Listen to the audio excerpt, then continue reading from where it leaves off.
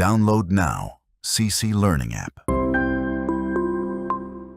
Company board LGS എക്സാമിന് prepare ചെയ്യുന്ന ഉദ്യോഗാർത്ഥികൾ ഒരുപാട് പേരുണ്ട്.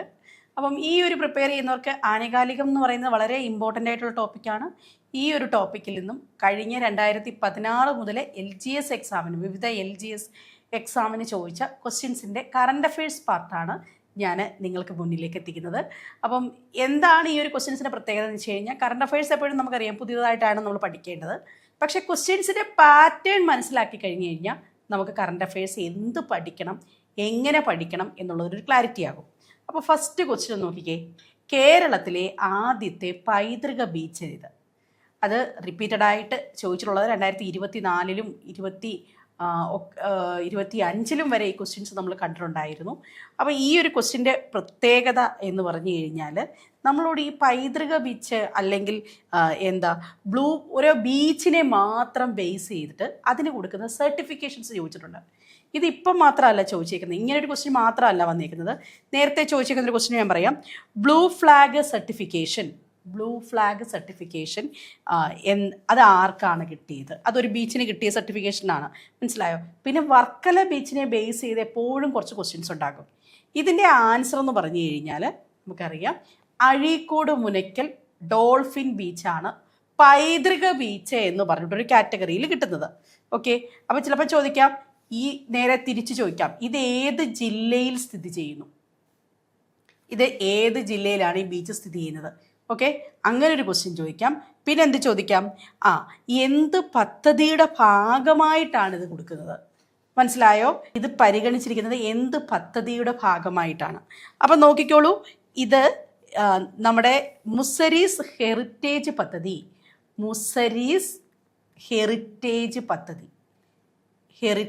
പദ്ധതിയുടെ ഭാഗമായിട്ടാണ് ഈ ഒരു ബീച്ചിന് പൈതൃക ബീച്ച് എന്ന് പറയുന്ന ഒരു അവാർഡ് കിട്ടിയിരിക്കുന്നത്. ഓക്കെ, അത് നമ്മൾ മനസ്സിലാക്കി.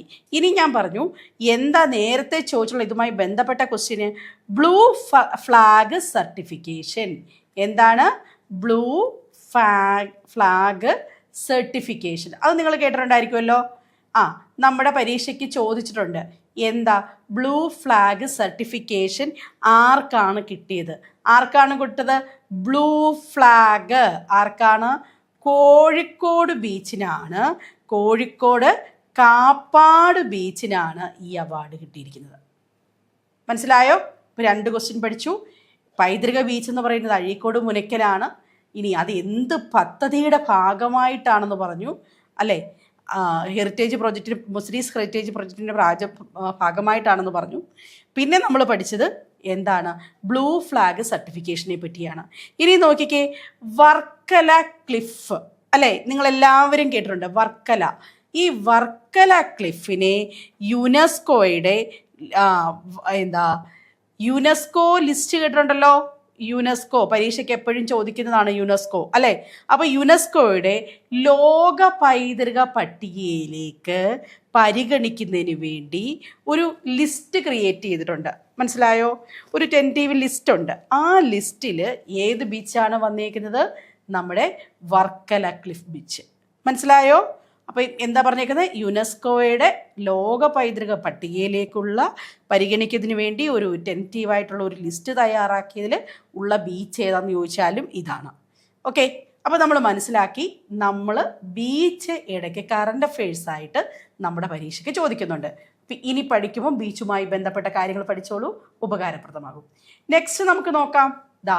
ഞാൻ ഇപ്പം പറഞ്ഞൊരു ക്വസ്റ്റ്യൻ, 2020 യുനെസ്കോ ചെയർ പാർട്ട്ണർ പദവി ലഭിച്ച കേരളത്തിലെ ഗ്രാമപഞ്ചായത്ത് ഏത് എന്നാണ്. അപ്പോൾ അടുത്ത കീവേഡ് പഠിച്ചു വെച്ചോളൂ, ഗ്രാമപഞ്ചായത്തുകൾ. കണ്ടോ, നമ്മൾ ആദ്യം ബീച്ച് പഠിച്ചു. ഇനി അടുത്ത വാക്കാണ് ഞാൻ പറയാൻ പോകുന്നത്. പഞ്ചായത്തുകൾ, ഗ്രാമങ്ങൾ തുടങ്ങിയ കാര്യങ്ങളിൽ നിന്ന് ക്വസ്റ്റ്യൻസ് ചോദിക്കും.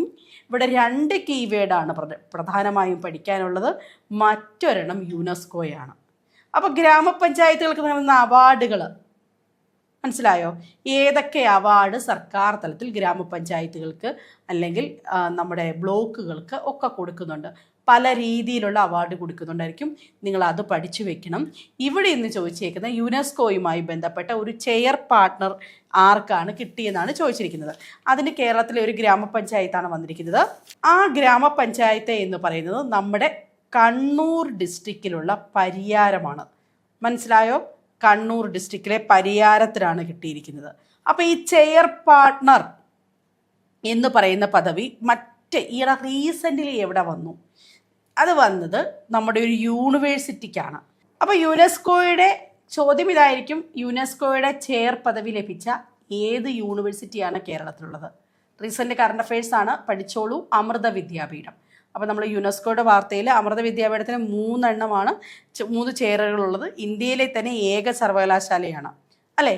അപ്പം നോക്കിക്കേ, നമ്മളോട് ചോദിച്ചേക്കുന്ന യുനെസ്കോ ബേസ് ചെയ്ത നേരത്തെ എന്തൊക്കെ ക്വസ്റ്റ്യൻസ് ഉണ്ടായിരിക്കും അല്ലേ? യുനെസ്കോ നമ്മൾ കേട്ടിട്ടുണ്ട്. തൃശ്ശൂർ, നിലമ്പൂർ ഈ 2 സിറ്റികളിലെ ബേസ് ചെയ്തിട്ട് നമ്മൾ നേരത്തെ ക്വസ്റ്റ്യൻസ് കേട്ടിട്ടുണ്ട്. എന്തൊക്കെയാണ് തൃശ്ശൂരും നിലമ്പൂരും ബേസ് ചെയ്ത് കേട്ടിട്ടുള്ളത്? അതായത് യുനെസ്കോയുടെ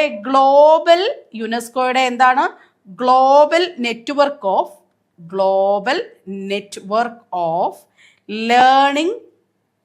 ലേണിംഗ് സിറ്റീസിൽ കണ്ടോ? ഈ ലേണിംഗ് സിറ്റീസിൽ കേരളത്തിൽ നിന്നും ഇടം പിടിച്ച 2 സിറ്റീസ് ഏത് എന്ന് ചോദിച്ചിട്ടുണ്ട്. ആ സിറ്റീസ് ഏതൊക്കെയാണ്? ഒന്ന് തൃശ്ശൂരും ഒന്ന് നിലമ്പൂരും. മനസ്സിലായോ? തൃശ്ശൂര്, നിലമ്പൂര് നമുക്കറിയാം. തൃശ്ശൂര്, നിലമ്പൂർ. ഇനിയും അടുത്ത ക്വസ്റ്റ്യൻ ചോദിച്ചിട്ടുണ്ട്. UNESCO creative cities network. Creative എന്ന് പറഞ്ഞൊരു പദം അല്ലേ? Creative cities network. ഇതിൽ ഇടം പിടിച്ച സാഹിത്യ വിഭാഗത്തിൽ നിന്നും ഇടം പിടിച്ച സിറ്റി ഏത് എന്ന് ചോദിച്ചിട്ടുണ്ട്. അങ്ങനെയാണെങ്കിൽ നമുക്ക് ആൻസർ അറിയാം, കോഴിക്കോട്. മനസ്സിലായോ? അപ്പോൾ 2 കാര്യങ്ങൾ ചോദിച്ചിട്ടുണ്ട്. 2020 യുനെസ്കോയുടെ ചെയർ പാർട്ട്ണർ പദവി ലഭിച്ച് കേരളത്തിലെ ഗ്രാമപഞ്ചായത്ത് ഏതെന്ന് ചോദിച്ചു. അപ്പം നമ്മൾ ആൻസർ പറഞ്ഞു, പരിയാരം എന്ന് പറഞ്ഞു. അമൃത വിദ്യാപീഠത്തിൻ്റെ പ്രത്യേകത പറഞ്ഞു. യുനെസ്കോയുടെ 3 ചെയറുകൾ ഈയിടെ വന്നത് യൂണിവേഴ്സിറ്റി അമൃത വിദ്യാപീഠം എന്ന് പറഞ്ഞു. ഇനി global network of learning cities എന്ന് പറയുന്നത് തൃശ്ശൂരും നിലമ്പൂരും എന്ന് പറഞ്ഞു. ക്രിയേറ്റീവ് സിറ്റീസ് നെറ്റ്വർക്കിൽ സാഹിത്യ വിഭാഗത്തിൽ ഇടം നേടിയത് എവിടെയാണ്? ഇതാണ്. ഇനി ഞാൻ മുമ്പ് പറഞ്ഞ ഒരു വാക്ക് വീണ്ടും ചോദിക്കുന്നു. വർക്കല ക്ലിഫ്. യുനെസ്കോയുടെ ജിയോ പാർക്ക്, ഒന്നുകൂടെ പറഞ്ഞുതരാം. ജിയോ പാർക്ക് അതിൻ്റെ ടെനറ്റീവ്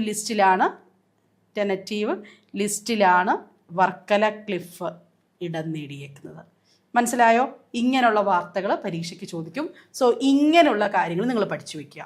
നെക്സ്റ്റ് നമുക്ക് നോക്കാം. അടുത്തത്, നമ്മുടെ സംസ്ഥാനം മാത്രം ബേസ് ചെയ്ത വാർത്തകളല്ല നമ്മൾ പഠിക്കേണ്ടത്. സംസ്ഥാനത്തിന് പുറത്തുള്ള കറണ്ട് അഫയേഴ്സ് പഠിക്കണം. ഇവിടെ ചില സംസ്ഥാന സർക്കാരുകളെ പറ്റി ചോദിക്കാറുണ്ട്.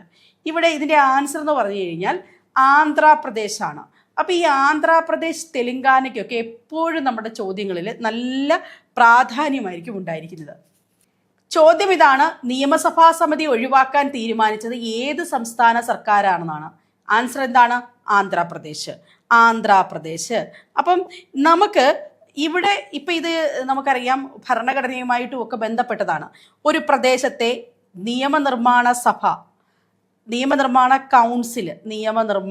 ഒരു പ്രദേശത്തെ നിയമനിർമ്മാണ കൗൺസിൽ ഓർമ്മയുണ്ടല്ലോ. ഈ നിയമനിർമ്മാണ കൗൺസിൽ രൂപീകരിക്കാനോ അല്ലെങ്കിൽ ഇവിടെ പറഞ്ഞേക്കുന്ന ഒഴിവാക്കാനോ എന്നാണ് പറഞ്ഞേക്കുന്നത്. ഒഴിവാക്കാനോ ഉള്ള അധികാരം ഏത് ആർട്ടിക്കിൾ പ്രകാരമാണെന്ന് നോക്കിക്കേ. 169. ഏതാണ് ആർട്ടിക്കിൾ? ആർട്ടിക്കിൾ 169 പ്രകാരം. മനസ്സിലായോ?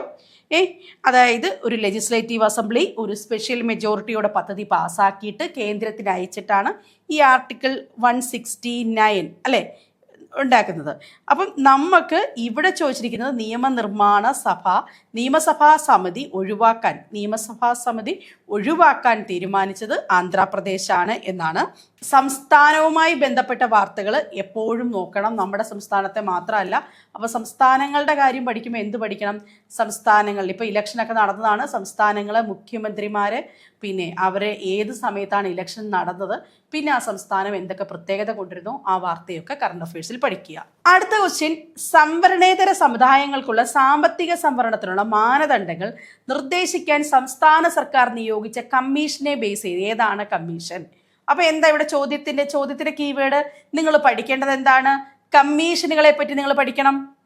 കമ്മീഷനുകളെ പറ്റി പഠിക്കാതെ കാണാതെ പഠിക്കേണ്ട കാര്യമൊന്നുമില്ല. ആ ഇടയ്ക്കത്തെ പത്രവാർത്തകൾ ഉണ്ടെങ്കിൽ ഇത് സംവരണേതര സമുദായങ്ങൾക്കുള്ള സാമ്പത്തിക സംവരണത്തെ പറ്റിയിട്ടുള്ള വാർത്തയാണ്. ഇതിന്റെ ആൻസർ എന്ന് പറയുന്നത് എന്താണ്? ശ്രീധരൻ നായർ കമ്മിറ്റിയാണ്. പേരുകളിൽ നിന്നൊക്കെ ഏകദേശം നമുക്ക് കണ്ടെത്താൻ പറ്റും. ജസ്റ്റിസ് കെ ശ്രീധരൻ നായർ കമ്മിറ്റിയാണ് നമുക്ക് സംവരണേതര സമുദായങ്ങൾക്കുള്ള സാമ്പത്തിക സംവിധാനം അല്ലേ. അപ്പൊ എന്താണ് 10% റിസർവേഷൻ ആർക്ക് വേണ്ടിയാ? EWS അല്ലെ, എക്കണോമിക്കലി വീക്കർ ആയിട്ടുള്ള സെക്ഷന് വേണ്ടിയിട്ടുള്ള ആണ് അല്ലെ. അപ്പൊ അവിടെ ചോദിക്കാം എന്താണ്, ഇനിയിപ്പോ അതിനൊരു ഡീറ്റെയിൽഡ് ചോദിക്കുവാണെങ്കിൽ ചോദ്യം എന്താണ്? അതിന്റെ മാനദണ്ഡം എന്തായിരുന്നു? കുടുംബത്തിന്റെ വരുമാനം എത്ര ലക്ഷം രൂപയെ കവിയരുത്?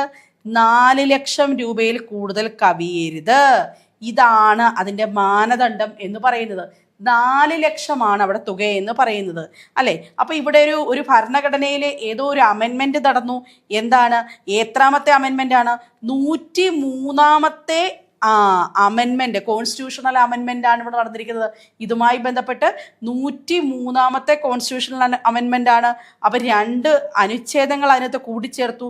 15(6)ഉം 16(6)മാണ് കൂട്ടിച്ചേർന്നത്. 103ാമത്തെ കോൺസ്റ്റിറ്റ്യൂഷണൽ അമെൻമെന്റ് ആണ് അല്ലേ. അപ്പൊ നമ്മളോട് എപ്പോഴും പരീക്ഷയ്ക്ക് ചോദിച്ചത് ഇത് മാത്രമല്ല കമ്മീഷൻ ചോദിച്ചിരിക്കുന്നത്. എന്തൊക്കെ ചോദിച്ചിട്ടുണ്ട്? ഹേമ കമ്മിറ്റിയെ പറ്റി ചോദിച്ചിട്ടുണ്ട് അല്ലെ. ഹേമ കമ്മിറ്റി എന്താണ് ക്വസ്റ്റ്യൻ? ഹേമ കമ്മിറ്റി എന്ന് പറയുന്നത് സിനിമാ മേഖലയിലെ പ്രശ്നങ്ങൾക്ക് വേണ്ടി, ആരുടെ പ്രശ്നങ്ങൾ? സ്ത്രീകളുടെ പ്രശ്നങ്ങൾ അല്ലെ. അടുത്തത് MA ബേബി കമ്മിറ്റി, കേരളത്തിലെ ഉന്നത വിദ്യാഭ്യാസ മേഖലയിലെ പരിഷ്കാരങ്ങൾ നിർദ്ദേശിക്കാൻ വേണ്ടി കൊണ്ടുവന്നതാണ് MA ബേബിയുടെ കമ്മിറ്റി. അടുത്തത് ശശീന്ദ്രൻ കമ്മിറ്റി എന്തിനു വേണ്ടിയിട്ടുള്ളതാണ്? വന്യജീവി ആക്രമണങ്ങൾ തടയുന്നതിനുള്ള നഷ്ടപരിഹാര വിതരണത്തിന് വേണ്ടിയുള്ള നിർദ്ദേശങ്ങളാണ്. അപ്പം ഇതൊക്കെ ശശീന്ദ്രൻ കമ്മിറ്റി ആയാലും MA ബേബിയുടെ പേരിലുള്ള കമ്മിറ്റി ആണെങ്കിലും ഒക്കെയും പത്രവാർത്തകളിലുള്ളതാണ്. അപ്പം പത്രവാർത്തകളിലെ കമ്മിറ്റികൾക്ക് പ്രാധാന്യം കൊടുക്കുക. അടുത്ത ചോദ്യം എന്ന് പറയുന്നത് കേരള സംസ്ഥാനത്തിലെ ആദ്യത്തെ സമ്പൂർണ്ണ വിള ഇൻഷുറൻസ് ജില്ല ഏത് ജില്ലയാണ്? വിള ഇൻഷുറൻസ് എന്ന് പറയുമ്പോൾ തന്നെ ഓർത്തിരുന്നോളൂ, കാസർഗോഡ് ജില്ലയ്ക്കാണ് ഈ പറയുന്ന സമ്പൂർണ്ണ വിള ഇൻഷുറൻസ് ജില്ല എന്ന് പറയുന്നത് അല്ലേ. അപ്പം നമ്മുടെ ഓരോ ജില്ലയുടെയും വിള ഇൻഷുറൻസ് ഒക്കെ ആവർത്തിച്ചിട്ടുള്ള ചോദ്യമാണ് ഇത്. നമുക്കറിയാം ജില്ലകളുമായി ബന്ധപ്പെട്ട് ഇപ്പം ആലപ്പുഴ എന്ന് പറയുന്നത് നമുക്ക് GK ചോദിക്കും.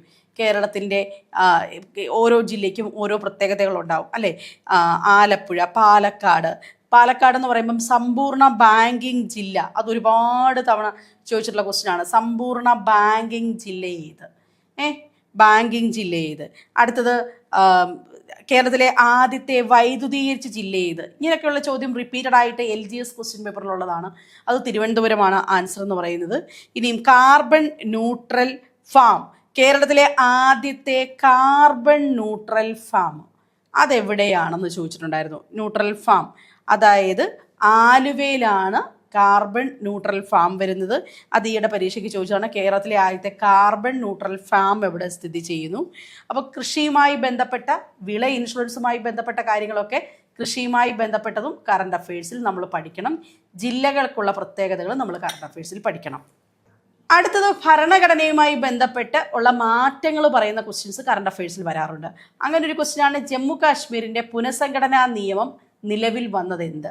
മനസ്സിലായോ? ഒരുപാട് തവണ ആവർത്തിച്ചതാണ്. 2019 ആൻസർ എന്ന് പറയുന്നത്. ഇത് പലതവണ ക്വസ്റ്റ്യൻസ് ചോദിച്ചിട്ടുണ്ട്. ഡേറ്റ് പറയുകയാണെങ്കിൽ ഒക്ടോബർ 31. ഈ ഒക്ടോബർ 31 എന്ന് പറയുന്നത് എന്താണ്? ശരിക്കും ഏകതാ ദിവസമാണ്. അതായത് സർദാർ വല്ലഭായ് പട്ടേലിൻ്റെ ജന്മദിനം പ്രമാണിച്ചാണ് ഒക്ടോബർ 31 ഈ പറയുന്ന ഡേറ്റ് എടുക്കുന്നത്. അപ്പോൾ ജമ്മു കാശ്മീരിൻ്റെ പുനഃസംഘടനാ നിയമം മനസ്സിലായോ? അപ്പോൾ അവിടെ ഭരണഘടനയുമായി ബന്ധപ്പെട്ട് തന്നെയാണ് ഇത് പഠിക്കുന്നത്.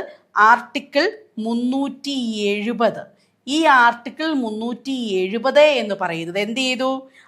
ഇല്ലാതായി. 370 ഉണ്ടോ? ഇല്ല. അതിന് പകരം എന്ത് ചെയ്തു? സംസ്ഥാനത്ത് 2 യൂണിയൻ ടെറിട്ടറി ആയിട്ട് വിഭജിച്ചു. അല്ലെ? ഏതൊക്കെയാ യൂണിയൻ ടെറിട്ടറി ആയത്? ജമ്മു ആൻഡ് കാശ്മീരും അതോടൊപ്പം തന്നെ എന്താണ്, ലഡാക്കും നമുക്കറിയാവുന്നതാണ്. 2 കേന്ദ്രഭരണ പ്രദേശങ്ങളായിട്ട് മാറി അല്ലേ. ഇനി Jammu and Kashmir union territory with legislative assembly ഉണ്ട്. ഇതെന്താണ്, ലഡാക്ക് എന്ന് പറയുന്നത് യൂണിയൻ ടെറിട്ടറി വിത്തൗട്ട് ലെജിസ്ലേറ്റീവ് അല്ലേ, വിത്തൗട്ട് ലെജിസ്ലേറ്റീവ് അല്ലേ. അപ്പൊ എന്താ, 370 ക്യാൻസലായി. പിന്നെ മറ്റൊരു ആർട്ടിക്കിളും കൂടി ഉണ്ടായിരുന്നു, 35A എന്തായി, മാറി അല്ലെ. അപ്പൊ നമുക്ക് ചോദിക്കും, ഇന്ത്യയിൽ എത്ര സംസ്ഥാനങ്ങളുണ്ട് നിലവിൽ? 28 സംസ്ഥാനങ്ങൾ. ഇന്ത്യയിൽ എത്ര യൂണിയൻ ടെറിട്ടറികളുണ്ട്? 8 യൂണിയൻ ടെറിട്ടറികൾ അല്ലെ. അപ്പം പിന്നെ ഇതുമായി ബന്ധപ്പെട്ട് നേരത്തെ ചോദിച്ചേക്കുന്ന ക്വസ്റ്റ്യൻസ് എന്തൊക്കെയാണ്? ജമ്മു ആൻഡ് കാശ്മീരിന്റെ അവസാനത്തെ ഗവർണർ ആര് ചോദിച്ചിട്ടുണ്ട്. അവസാനത്തെ ഗവർണർ ആര് ചോദിച്ചിട്ടുണ്ട്. ആരാണ്? സത്യപാൽ മാലിക്. സത്യപാൽ മാലിക് അല്ലെ, സത്യപാൽ മാലിക്. അവസാന ഗവർണർ ചോദിച്ചു. അതുപോലെ തന്നെ അടുത്ത ചോദ്യം എന്താണ്? ജമ്മു ആൻഡ് കാശ്മീരിന്റെ ആദ്യത്തെ ലെഫ്റ്റനന്റ് ഗവർണർ അല്ലെ, ലെഫ്റ്റനന്റ് ഗവർണർ ആരെന്ന് ചോദിക്കും. അതാരാ ലെഫ്റ്റനന്റ് ഗവർണർ? ലെഫ്റ്റനന്റ് ഗവർണർ നമുക്കറിയാം ആരാ, നമ്മൾ പഠിച്ച പേരാണ്, ഗിരീഷ് ചന്ദ്ര മുർമു അല്ലെ. ഗിരീഷ് ചന്ദ്ര മുർമു ആണ് അല്ലെ. ഇനി നോക്കിക്കേ, അതുപോലെ തന്നെ ചോദിച്ചു, ആരാണ് ലഡാക്കിന്റെ ആദ്യത്തെ ലെഫ്റ്റനന്റ് ഗവർണർ? അതാരാണ്? രാധാകൃഷ്ണ മാത്തൂർ. ആരാണ്? രാധാകൃഷ്ണ മാത്തൂർ. കണ്ടോ, ഇതെല്ലാം PSC റിപ്പീറ്റഡ് ആയിട്ട് ചോദിച്ചിട്ടുള്ള ജമ്മു കാശ്മീർ എന്ന് പറയുന്ന ഒരു പോയിന്റ് ചെയ്ത് ചോദിച്ചിട്ടുള്ളതാണ്. പുനഃസംഘടനാ നിയമം വന്നതെന്ന്, ഏതൊക്കെ ആർട്ടിക്കിൾ പോയിട്ടുണ്ട്, ആരാണ് ലെഫ്റ്റനന്റ് ഗവർണർ, ആരാണ് അവസാനത്തെ ഗവർണർ, ഇതെല്ലാം പരീക്ഷയ്ക്ക് ചോദിച്ചിട്ടുണ്ട്. ഓക്കെ. ഇനിയും അവിടെ ആരായിരുന്നു മുഖ്യമന്ത്രി ആരാണെന്ന് നിങ്ങളൊന്ന് ടൈപ്പ് ചെയ്തേ. എല്ലാവർക്കും അറിയാവുന്നതായിരിക്കും അവിടുത്തെ മുഖ്യമന്ത്രി. ഇനിയും അടുത്ത ക്വസ്റ്റ്യൻ ഒരു നിയമസഭയുമായി ബന്ധപ്പെട്ട, നമ്മുടെ നിയമസഭകളുമായി ബന്ധപ്പെട്ട ചോദ്യങ്ങൾ ചോദിക്കാറുണ്ട്. ഇവിടെ നോക്കിക്കേ, കേരളത്തിൽ 2021 നിലവിൽ വന്ന നിയമസഭ സംസ്ഥാനത്തെ എത്രാമത്തെ നിയമസഭയാണെന്നാണ് ചോദിച്ചിരിക്കുന്നത് അല്ലെ. സംസ്ഥാനത്തെ എത്ര നിയമസഭ? അപ്പൊ നിയമസഭയുമായി ബന്ധപ്പെട്ട എന്തൊക്കെ ചോദ്യങ്ങൾ നമ്മൾ പ്രതീക്ഷിക്കാം? മന്ത്രിമാരുടെ വകുപ്പുകള്, സ്പീക്കറ്, പ്രോട്ടോം സ്പീക്കർ, പ്രായം കുറഞ്ഞത് ആര്, ഭൂരിപക്ഷം, അങ്ങനെയുള്ള എല്ലാ ചോദ്യങ്ങളും നമ്മൾ ഈ ഇലക്ഷൻ കഴിയുമ്പോൾ നമ്മൾ പഠിക്കണം. ഇപ്പം നമ്മുടെ ഏറ്റവും ലേറ്റസ്റ്റ് ആയിട്ടുള്ള, ഞാൻ ഈ വീഡിയോ ചെയ്യുമ്പം 15ാമത്തെ, ഇതിൻ്റെ ആൻസർ എന്ന് പറയുമ്പോൾ 15ാമത്തെ നിയമസഭയാണ് 2021 വന്നത്. ഇനി എന്താണ്, അന്നത്തെ മുഖ്യമന്ത്രി എന്ന് പറയുന്നത് പിണറായി വിജയനാണ്. പുതിയ മന്ത്രിസഭ രൂപീകരണമാവുന്നതേ ഉള്ളൂ അല്ലെ. 2026 നിങ്ങളോട് ഈ ചോദ്യം ചോദിച്ചാൽ നിങ്ങൾ പറയണം എന്താണ്, 16ാമത്തെ 2026 6 തന്നെ തുടങ്ങുന്നുണ്ട്. 16ാമത്തതാണ് നിയമസഭ. അന്ന് എത്ര സീറ്റുകളാണ് UDF മുന്നണി നേടിയേക്കുന്നത്? 102 സീറ്റുകളാണ്. അടുത്തത് നമ്മുടെ തൊട്ട അയൽപക്കത്തമായ തമിഴ്നാട്ടിലും ഇലക്ഷൻ നടന്നിട്ടുണ്ട്. പശ്ചിമ ബംഗാളിലും നമ്മൾ ഇലക്ഷൻ നടന്നിട്ടുണ്ട്. അപ്പോൾ ഇവിടെയൊക്കെ ആരാണ് ഭരിക്കുന്നത് എന്നുള്ള കാര്യം ഡീറ്റെയിൽഡ് ആയിട്ട് തന്നെ നമ്മൾ പഠിക്കണം. ഓക്കെ. ഇനിയും അടുത്ത ക്വസ്റ്റ്യനിലേക്ക് നമുക്ക് പോകാം. അടുത്ത ക്വസ്റ്റ്യന്, കേരളത്തിൽ ആദ്യമായി 100% വാക്സിനേഷൻ പൂർത്തിയാക്കിയ ഗോത്ര പഞ്ചായത്ത് ഏത്? കണ്ടോ, ഞാൻ പഞ്ചായത്ത് എന്ന് പറയുന്ന ആ ഒരു ഇതിൽ തന്നെ ചോദിച്ചിരിക്കുന്ന ക്വസ്റ്റ്യൻ ആണ്. ഗോത്ര പഞ്ചായത്ത് ഏതാണ്? നൂൽപ്പുഴയാണ്. PSCയുടെ പലപ്പോഴും ചോദിച്ചിട്ടുള്ള ഒരു ഓപ്ഷനാണ് ഇടമലക്കുടി. അപ്പോൾ ഇടമലക്കുടി തെറ്റിപ്പോകരുത്, നൂൽപ്പുഴയാണ്. നൂൽപ്പുഴ എന്ന് പറയുന്നത് വയനാടാണ് നൂൽപ്പുഴ വരുന്നത്. ഇടമലക്കുടി എന്ന് പറയുന്നത് അതുപോലെ തന്നെ ഇടമലക്കുടിയുടെ വൈദ്യുതീകരിക്കുന്നതിനുമായി ബന്ധപ്പെട്ടാണ് നമ്മൾ ഇടമലക്കുടി ഒരുപാട് വായിച്ചത്. പുല്ലംപാറ എന്ന് പറയുന്ന ഈ ഒരു സ്ഥലം ഓർത്തിരിക്കുക, തിരുവനന്തപുരം ജില്ലയിലാണ്. ഇന്ത്യയിലെ ആദ്യത്തെ ഡിജിറ്റൽ സാക്ഷരതാ പഞ്ചായത്ത് പുല്ലംപാറ. റിപ്പീറ്റ് ചോദിച്ചിട്ടുള്ള സ്ഥലമാണ് പുല്ലംപാറ ചോദിച്ചിട്ടുണ്ട്. അതുപോലെ തന്നെ കഴിഞ്ഞ തവണ ഒരു ചോദ്യം ചോദിച്ചതാണ്, ഇന്ത്യയിലെ ആദ്യത്തെ സാനിറ്ററി നാപ്കിൻ വിമുക്ത ഗ്രാമം. സാനിറ്ററി നാപ്കിൻ വിമുക്ത ഗ്രാമം എന്ന് പറയുന്നത് കുമ്പളങ്ങിയാണ്. കുമ്പളങ്ങി നമുക്കറിയാം, നമ്മൾ സിനിമകളിലൊക്കെ കണ്ടിട്ടുള്ള ഇതാണ് സാനിറ്ററി നാപ്കിൻ വിമുക്ത ഗ്രാമം. അതിദരിദ്രരില്ലാത്ത ജില്ല കോട്ടയം. ഇങ്ങനെയൊക്കെയുള്ള ചോദ്യങ്ങൾ ഇതുമായി ബന്ധപ്പെട്ട് ചോദിച്ചിട്ടുണ്ട് അല്ലേ. അപ്പം നമുക്കറിയാം ഗ്രാമങ്ങൾ ചോദിക്കും, ജില്ലകൾ ചോദിക്കും, അതോടൊപ്പം തന്നെ ഗോത്ര പഞ്ചായത്ത് അങ്ങനെയുള്ള വാർത്തകൾക്കൊക്കെ നമ്മൾ PSC കൂടുതൽ പരിഗണന കൊടുക്കാറുണ്ട്. അടുത്ത ഇവിടുത്തെ ചോദിച്ചിരിക്കുന്ന ഒരു ചോദ്യം അടുത്ത പത്രവാർത്ത കൊണ്ട് ചോദിച്ചതാണ്. ലോകത്തിലെ ഏറ്റവും വലിയ പക്ഷിശില്പം നമ്മുടെ ജഡായു ആണ്, ജഡായു പാറ അല്ലെ. ജഡായു കൊല്ലം ജില്ലയിലെ ചടയമംഗലത്ത് സ്ഥിതി ചെയ്യുന്നത്. അപ്പം പത്രവാർത്തകളിൽ നിന്നുള്ളതാണ് ഇങ്ങനെയുള്ള ക്വസ്റ്റ്യൻസ് ഒക്കെ. അപ്പം ഏതെങ്കിലുമൊക്കെ ജില്ലയുടെ പ്രത്യേകതകൾ വായിച്ചു നോക്കുക. ഓക്കെ, നെക്സ്റ്റ്, ലോകത്തിൽ പൂർണ്ണമായും സൗരോർജ്ജത്തിൽ പ്രവർത്തിക്കുന്ന ആദ്യത്തെ വിമാനത്താവളം ഏതെന്നാണ്. അത് ഒരുപാട് തവണ PSC ചോദിച്ചിട്ടുള്ള ഒരു ക്വസ്റ്റ്യൻ ആണ്. ഏതാണ്? കൊച്ചി അന്താരാഷ്ട്ര വിമാനത്താവളം, സിയാല്. പൂർണ്ണമായും എന്തെന്ന് പറയുന്നത് സൗരോർജ്ജത്തിൽ പ്രവർത്തിക്കുന്ന വിമാനത്താവളം എന്ന് പറയുന്നത്. ഇതുപോലെ തന്നെയാണ് ഈ വിമാനത്താവളം പോലെ തന്നെ എന്തൊക്കെ ചോദിച്ചിട്ടുണ്ട്? പാർലമെന്റ് ചോദിച്ചിട്ടുണ്ട്. പാർലമെന്റ് പാകിസ്ഥാന്റെ പാർലമെന്റാണ്. അപ്പോൾ പാർലമെന്റ് ചോദിച്ചിട്ടുണ്ട്. സൗരോർജ്ജവുമായി ബന്ധപ്പെട്ട് കുറേയധികം വാർത്തകൾ എപ്പോഴും ചോദിക്കും. അപ്പോൾ നിങ്ങൾ സൗരോർജ്ജം എന്ന് പറയുന്ന ഒരു കീവേഡ് പഠിച്ചു വെക്കുക. ഇനിയും വിമാനത്താവളം അല്ലാതെയും നമ്മുടെ ട്രാൻസ്പോർട്ടേഷന്റെ ഭാഗമായിട്ട് വിമാനത്താവളം ചോദിക്കാറുണ്ട്. ഇന്ത്യയിലെ ഏറ്റവും വലിയ വിമാനത്താവളം ഏത്? ഇന്ത്യയിലെ ഏറ്റവും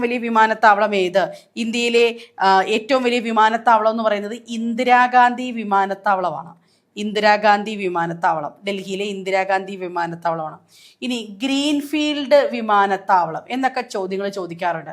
അപ്പോൾ വിമാനത്താവളങ്ങൾക്ക് പുതിയതായിട്ടൊരു വിമാനത്താവളം വന്നാൽ ഒക്കെയും എന്ത് ചോദിക്കും? PSC ചോദിക്കും. അപ്പോൾ വിമാനത്താവളം എന്ന് പറയുന്ന കീവേഡും സൗരോർജ്ജവുമായും ബന്ധപ്പെട്ടത് നിങ്ങൾ കൃത്യമായി തന്നെ പഠിച്ചു വെക്കുക. അടുത്ത ക്വസ്റ്റ്യൻ എന്ന് പറയുന്നത്, എത്ര ജില്ലാ സഹകരണ ബാങ്കുകളെ സംയോജിപ്പിച്ചാണ് Kerala state cooperative bank limited രൂപീകരിച്ചത്? ചോദ്യം ഇതായിരുന്നു, എത്ര ജില്ലാ സഹകരണ ബാങ്ക്. അപ്പം സഹകരണ ബാങ്കുകളുടെ സംയോജനവുമായി ബന്ധപ്പെട്ട് നമ്മൾ ഈ വാർത്ത വളരെയധികം പ്രാധാന്യത്തോടെ കണ്ടതാണ്. 13 ബാങ്കുകളെയാണ് സംയോജിപ്പിച്ചിട്ടുള്ളത് അല്ലേ. അത് ഏത് ബാങ്കാണ്? Kerala state cooperative bank limited. Kerala state cooperative bank limited വരുന്നു അല്ലേ. 2025 ഒരു പ്രത്യേകതയുണ്ടായിരുന്നു. എന്താണ്? സഹകരണ വർഷം അല്ലേ. സഹകരണ വർഷമായിരുന്നു. അപ്പം ഈ സഹകരണ വർഷം ആചരിച്ചതിൻ്റെ പ്രത്യേകതയായിട്ട് ഈ കോപ്പറേറ്റീവ് ബാങ്കും എന്തും തമ്മിൽ ധാരണാപത്രം ഒപ്പിട്ടെന്നറിയാമോ? മിൽമയും തമ്മിൽ ധാരണാപത്രം ഒപ്പിടുകയുണ്ടായിട്ടുണ്ട്. ഓക്കെ, അപ്പം കേരളത്തിലെ ഏറ്റവും വലിയ രണ്ടാമത്തെ ബാങ്കിങ് ശൃംഖല എന്ന് പറയുന്നത് ഏതാണ്? Kerala state cooperative bank limited ആണ്. ഏറ്റവും 800-ലധികം ശാഖകൾ ഉള്ളതാണ്. ബാങ്കുകളുമായി ബന്ധപ്പെട്ട കറണ്ട് അഫയേഴ്സ് എപ്പോഴും മത്സര പരീക്ഷകൾക്ക് ചോദിക്കാറുണ്ട്. ഇനിയും ആരുടെ ജന്മശതാബ്ദിയുടെ സ്മരണാർത്ഥമാണ് ഇന്ത്യൻ ധനമന്ത്രാലയം 100 രൂപ നാണയം പുറത്തിറക്കിയത്? നോക്കൂ, ഇത് ഒരു ഇമ്പോർട്ടൻ്റ് ആയിട്ടുള്ള ക്വസ്റ്റ്യൻ ആണ്. നാണയങ്ങൾ പുറത്തിറക്കുന്നത് മനസ്സിലായോ? ആരുടെയിലൊക്കെ ജന്മശതാബ്ദി അല്ലെങ്കിൽ അവരോടുള്ള ആദരവിൻ്റെ പുറത്ത് നമ്മൾ നാണയങ്ങൾ പുറത്തിറക്കാറുണ്ട്. അപ്പം ഇതൊന്ന് വായിച്ചു വെക്കുക. ഇത് വിജയരാജ സിന്ധ്യയുടെ പേരിലുള്ള നാണയമാണ് 100 രൂപ നാണയം പുറത്തിറക്കിയത്. അതായത് അത് ശരിക്കും എന്താന്ന് പറഞ്ഞാൽ BJPയുടെ സ്ഥാപക നേതാക്കളിൽ ഒരാളാണ് ഈ പറയുന്ന രാജമാതാ വിജയസിദ്ധ്യ. അപ്പം എപ്പോഴും സംസ്ഥാനത്തിനേക്കാളും കൂടുതൽ ഇതൊരു സെൻട്രൽ ന്യൂസുകളാണ് ഇവിടെ ചോദിക്കാറുള്ളത്. നാണയങ്ങളെന്ന് പറയുന്ന 100 രൂപയുടെ നാണയങ്ങളെന്ന് അത് ചിലപ്പം 2 രീതിയിൽ ചോദിക്കാം. ഈ ക്വസ്റ്റ്യൻ ചോദിച്ചപ്പം എത്ര രൂപയുടെ നാണയം എന്ന് വേണമെങ്കിൽ ചോദിക്കാം, ആരുടെ എന്ന് വേണമെങ്കിലും ചോദിക്കാം. ഓക്കെ, അപ്പം അതൊരു പോയിന്റായിട്ട് തന്നെ പഠിച്ചു വയ്ക്കുക. 2020 കറണ്ട് അഫയേഴ്സ് ആണിത്. അപ്പോൾ ഇങ്ങനെയുള്ള ചോദ്യങ്ങൾ കൂടുതൽ റിപ്പീറ്റ് ചോദിച്ചിട്ടില്ല, പക്ഷെ എന്നിരുന്നാലും വല്ലപ്പോഴും ഒക്കെ കാണുന്നുണ്ട് ഈ ഒരു ഏരിയ. 2023 ചോദിച്ച ചോദ്യം എന്ന് പറഞ്ഞു കഴിഞ്ഞാൽ 2023 ഏത് അന്താരാഷ്ട്ര വർഷമാണ് UN പ്രഖ്യാപിച്ചത്? ഇത് റിപ്പീറ്റഡ് ആയിട്ടുള്ള ചോദ്യമാണ്. UN അന്താരാഷ്ട്ര വർഷങ്ങൾ എന്ന് പറയുന്ന ഒരു ടോപ്പിക്ക്, അന്താരാഷ്ട്ര വർഷങ്ങൾ എന്ന് പറയുന്ന ടോപ്പിക്ക്. അപ്പം നോക്കിക്കേ, 2023 ഏത് വർഷമായിട്ടാണ് എന്നാണ് ചോദിച്ചിരിക്കുന്നത്. മില്ലറ്റ് ആയിരുന്നു 2023. അപ്പം നമ്മൾ പഠിച്ചു വെക്കേണ്ടത് ഒട്ടക വർഷം, ഒട്ടകത്തിൻ്റെ എന്താണ് 24. ഹിമാനികളുടെ വർഷം എന്താണ് 2025. പിന്നെ ഒരു വർഷം മാത്രമാണോ? അല്ല, ഇവിടെ സഹകരണവുമുണ്ട്. സഹകരണ വർഷവും 25 തന്നെയായിരുന്നു അല്ലേ. സമാധാനത്തിൻ്റെ വർഷം എന്ന് പറയുന്നതും 25 തന്നെയായിരുന്നു. പിന്നെ ക്വാണ്ടം മെക്കാനിക്സിൻ്റെ വർഷം എന്ന് പറയുന്നതും 25 തന്നെയാണ്. അപ്പോൾ ഒരേ ടോപ്പിക് ഇതെല്ലാം വീണ്ടും ചോദിച്ചിട്ടുള്ള ഒട്ടകത്തിൻ്റെ വർഷം ചോദിച്ചിട്ടുണ്ട്, ഹിമാനികളുടെ വർഷം ചോദിച്ചിട്ടുണ്ട്, സഹകരണത്തിൻ്റെ ഉണ്ട്, സമാധാനത്തിൻ്റെ ഉണ്ട്, ക്വാണ്ടം 25 അപ്പം നമ്മൾ പഠിച്ചു വെക്കേണ്ടത് ഇമ്പോർട്ടൻ്റ് ആയിട്ടുള്ള UN വർഷങ്ങൾ, ഇനി വരാൻ പോകുന്ന UN വർഷങ്ങൾ കൃത്യമായി തന്നെ പഠിച്ചു വെക്കുക. അടുത്തത് 15ാം കേരള നിയമസഭയിലെ ഏറ്റവും പ്രായം കൂടിയ അംഗമാരാണ്? ഇത് ഏത് നിയമസഭയാണെന്ന് ആദ്യം മനസ്സിലാക്കുക. എന്താണ്, ആരാണ് പ്രായം കൂടിയത്, പ്രായം കുറഞ്ഞത്? ഞാൻ മുമ്പ് പറഞ്ഞു, ആ ചോദ്യം വരാൻ ചാൻസ് ഉണ്ട്. PJ ജോസഫാണ് അല്ലേ. PJ ജോസഫാണ് ഏറ്റവും പ്രായം കൂടിയ ആള് എന്ന് പറയുന്നത്. അതുപോലെ തന്നെ 2026 ആരാണ് ഏറ്റവും നിയമസഭയിലെ ഏറ്റവും പ്രായം കുറഞ്ഞ അംഗം? പ്രായം കുറഞ്ഞ അംഗം എന്ന് പറയുന്നത് AD തോമസ് ആണ്. AD തോമസ് ആണ് പ്രായം കുറഞ്ഞ അംഗം. അപ്പോൾ പ്രായം കൂടിയത്, പ്രായം കുറഞ്ഞ തുടങ്ങിയ പോയിന്റുകളൊക്കെ നിയമസഭയുമായി ബന്ധപ്പെട്ട് പഠിക്കുക. അടുത്ത ചോദ്യം, ഏത് ഭരണഘടനാ ഭേദഗതിയിലൂടെയാണ് സംസ്ഥാന നിയമസഭയ്ക്കും പാർലമെന്റിനും ചരക്ക് സേവന നികുതി GST സംബന്ധിച്ച് നിയമനിർമ്മാണത്തിന് അധികാരം നൽകുന്നത്? GST എന്ന് പറയുന്ന ടോപ്പിക്ക് ഒരുപാട് തവണ ആവർത്തിച്ചിട്ടുള്ളതാണ്. സോ അത് തന്നെ നന്നായിട്ട് പഠിക്കുക അല്ലേ. GSTക്ക് ഏതാണ്? 101ാമത്തെ ഭരണഘടനാ ഭേദഗതിയാണ്. 101ാം ഭേദഗതിയാണ്. ഇനിയും പുതിയ പരിഷ്കരണങ്ങൾ, GST 2.0 പുതിയ പരിഷ്കരണങ്ങളുണ്ട്. എന്തൊക്കെയാണ്? പുതിയ സ്ലാബുകൾ എന്ന് പറയുന്നത് 5%, 8%, എന്തായിരുന്നു നിലവിലുണ്ടായിരുന്ന സ്ലാബുകളായിട്ടുണ്ടായിരുന്ന 12%, 28% എന്താണ് സ്ലാബുകൾ ഒഴിവാക്കി. അതൊക്കെ ഇതിന് പ്രത്യേകതയാണ്. മനസ്സിലായോ? 5%, 8%. അപ്പോൾ കറണ്ട് അഫയേഴ്സിനകത്ത് നിന്ന് എന്തൊക്കെ നമ്മൾ ഇന്ന് സംസാരിച്ചത് 15 ചോദ്യങ്ങളാണ്. 15 ചോദ്യങ്ങൾ നമ്മൾ ഏരിയാസും പറഞ്ഞു. ഈ ഒരു ഏരിയാസ് നിങ്ങൾ ഐഡൻറ്റിഫൈ ചെയ്യുക. ഐഡൻറ്റിഫൈ ചെയ്ത ശേഷം ഇതിന് ഡീറ്റെയിൽഡ് ആയിട്ട് തന്നെ പഠിക്കുക. ആവർത്തിച്ച് ചോദിച്ചുള്ള കുറേ ഏരിയാസ് ഉണ്ട്. ഞാൻ അങ്ങനെയുള്ള ഏരിയാസ് എല്ലാം തരംതിരിച്ച് തന്നെ കമ്പനി ബോർഡ് LGSന് ചോദിക്കാൻ സാധ്യതയുള്ള ഏകദേശം 32ഓളം ഏരിയാസ് ഐഡൻറ്റിഫൈ ചെയ്ത് വെച്ചിട്ടുണ്ട്. ആ ഏരിയാസ് മാത്രം പഠിച്ചു കഴിഞ്ഞാൽ നിങ്ങൾക്ക് എന്ത് ചെയ്യാൻ പറ്റും? റിപ്പീറ്റഡ് ഏരിയാസിലുള്ള 32ഓളം ചോദ്യങ്ങൾ പഠിച്ചു കഴിഞ്ഞാൽ, ഏരിയാസിൻ്റെ കറണ്ട് അഫയേഴ്സ് പഠിച്ചു കഴിഞ്ഞാൽ നമുക്ക് എന്ത് ചെയ്യാൻ പറ്റും? കമ്പനി ബോർഡ് LGS എന്ന് പറയുന്നത് നമുക്ക് കറണ്ട് അഫയേഴ്സ് വലിയ പ്രശ്നമൊന്നും ഉണ്ടാവില്ല. അപ്പം തീർച്ചയായിട്ടും നിങ്ങൾക്ക് പഠിക്കാൻ താല്പര്യമുണ്ടോ, കറണ്ട് അഫയേഴ്സിനെ ബേസ് ചെയ്ത് കൂടുതൽ ചോദ്യങ്ങൾ ചെയ്യാൻ താല്പര്യമുണ്ടോ? തീർച്ചയായും കോമ്പറ്റിറ്റീവ് ക്രാക്കറിൽ എൻ്റെ ക്ലാസ്സുകൾ അവൈലബിൾ ആണ്. കറണ്ട് അഫയേഴ്സുമായി ബന്ധപ്പെട്ട് 32ഓളം ചോദ്യ പാറ്റേണുകളും അതോടൊപ്പം തന്നെ 32ഓളം കോർ ഏരിയാസും ഐഡൻറ്റിഫൈ ചെയ്തിട്ട് നമ്മൾ ക്ലാസ്സുകൾ നൽകുന്നുണ്ട്.